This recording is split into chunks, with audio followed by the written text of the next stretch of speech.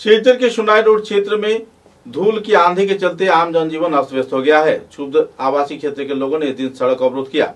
27 जनवरी को सड़क अवरोध के दौरान यातायात परिसेवा पर गहरा प्रभाव पड़ा। काफी घंटे तक सड़क अवरोध रहने पर चारों तरफ ट्रैफिक जाम की समस्या उभर कर आई।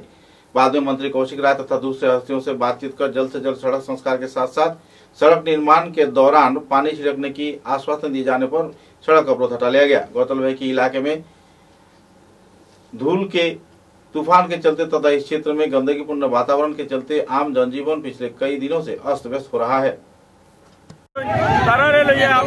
ডিপি লেভেলে মিটিং করেছে হওয়ার পরে আমরা বিভাগীয় যারা কর্তৃপক্ষ আছেন তারা বারবার আমরা জানাইছি, মুখেও জানাইছি, মেমোরেন্ডামের মাধ্যমেও জানাইছি, আমরা ডিসি মহোদয়ের মেমোরেন্ডাম দিচ্ছি। এরপরেও আমরা সোনাবাড়ি ঘাটের মানুষের যে অবস্থা, নাজেহাল যে অবস্থা, ছোট ছোট বাচ্চা আজকে বেমার অসুস্থ হয়ে গেছেন। যে 3টা-4টা স্কুল আছে, এখানে অনিলাইভ একটা স্কুল আছে, এমবি স্কুল একটা আছে, মহিলাটি হায়ার সেকেন্ডারি একটা স্কুল আছে এবং একটা বাজার আছে। সেই বাজারও এভাবে তুলা, সেই তুলার নাজেহালে মানুষ একবারে বিভস্ত হয়ে গেছে। তাই আমরা আজকে নিরুপায় হয়ে সোনাবাড়ি ঘাটের মানুষ একত্রিত হয়ে এবং সোনাবাড়ি ঘাটের বাজারের প্রত্যেক দোকানদার একত্রিত হয়ে আজকে রোড অবরোধ করছে। তাদের দাবি হয়েছে, আমাকেও ডাকা হয়েছে এখানে, আমিও বারবার এখানে এসেছি।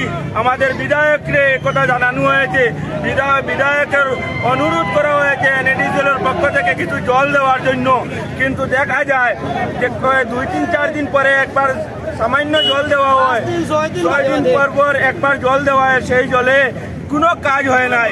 সকাল থেকে বিকাল পর্যন্ত একটা ন্যাশনাল হাইওয়ে গাড়ি কি পরিমাণ চলাফেরা করে, রাত্রে যখন 9-10টা হয় তখন দোকান বন্ধ করে মানুষ ঘরে যাইতে হয়, কারণ যখন টিপ্পার গাড়ি চলে মানুষ বাজার ফ্রি হয়।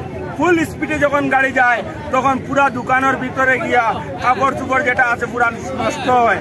তাই আজকে বাজারে যারা মানুষ আসেন তাদের ব্যবসা নষ্ট হয়েছে, মানুষ বাজারও আসতে পারছে না, কোনো বাইরের মানুষ বাজারও আসে না এখানে এই ধুলে নাজেহালের কারণে। তাই আজকে আমরা সোনাবাড়ি ঘাটের প্রত্যেক ব্যবসায়ী মিলে এই রোড অবরোধ করেছেন।